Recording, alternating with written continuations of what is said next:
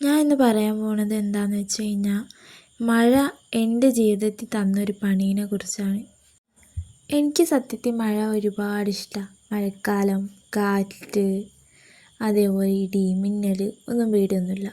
നല്ല ഇഷ്ടമാണ്. മഴയത്ത് നനയാനും മഴയത്തൊരു പാട്ടൊക്കെ കേട്ടിങ്ങനെ ചായ കുടിച്ചിരിക്കാനും വൈബടിച്ച് നടക്കാനും ഒക്കെ ഭയങ്കര ഇഷ്ടമുള്ള ഒരാളാണ് ഞാൻ.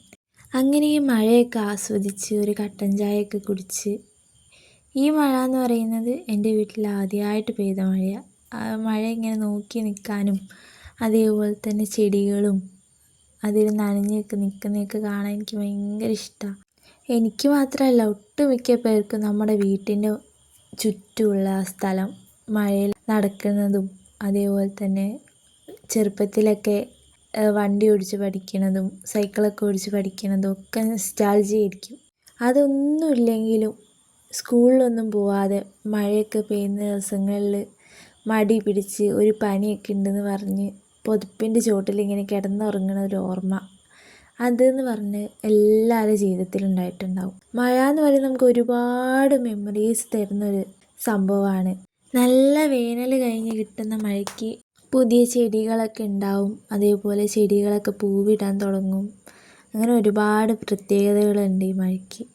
അതുപോലെ തന്നെ ഒരുപാട് ദോഷങ്ങളും ഈ മഴ ചെയ്യുന്നുണ്ട്. മഴക്കാലത്ത് കൂടുതൽ പേർക്കും പണിയൊന്നും ഉണ്ടാവില്ല. മഴ കാരണം പണിക്കൊന്നും പോകാൻ പറ്റില്ല.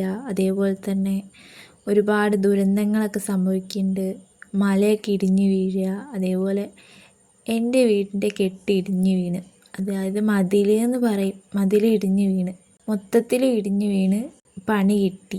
ഞാൻ കഷ്ടപ്പെട്ടുണ്ടാക്കിയൊരു ചീരത്തൈ ഉണ്ടായിരുന്നു, ചീര അവിടെ പാകിയിട്ടുണ്ടായിരുന്നു, ചീര എൻ്റെ മുകളിലോട്ട് വീണു. അപ്പോൾ നമുക്കൊരു കാര്യം കൊണ്ട് നല്ലത് മാത്രമല്ല ഉണ്ടാവുക, സന്തോഷം മാത്രമല്ല, കുറച്ചൊക്കെ സങ്കടങ്ങളും ദുരന്തങ്ങളും ഒക്കെ മഴ തരുന്നുണ്ട്. കുറേ പേർക്കൊന്നും ഇല്ലെങ്കിലും കുറേ പേരൊന്നും ഇതറിയാതെ സന്തോഷിച്ച് മഴയൊക്കെ ആസ്വദിച്ച് നിൽക്കുന്നുണ്ടെങ്കിലും പലർക്കും ഇങ്ങനത്തെ അനുഭവങ്ങളൊക്കെ ഉണ്ടാവും. എൻ്റെ റൂമിൻ്റെ ജനലിൻ്റെ ചില്ലാണ് പൊട്ടിയത്. പിന്നെ ചെറിയ സ്പാർക്കൊക്കെ വീണിക്കുന്ന ചുമരുമ്മിലൊക്കെ. എന്തൊക്കെ സംഭവിച്ചാലും ഒരു കാര്യമുണ്ട്, ഒരു തോട്ടുണ്ട്, ഞാൻ എപ്പോഴും വിശ്വസിക്കുന്ന ഒരു തോട്ടാണ്.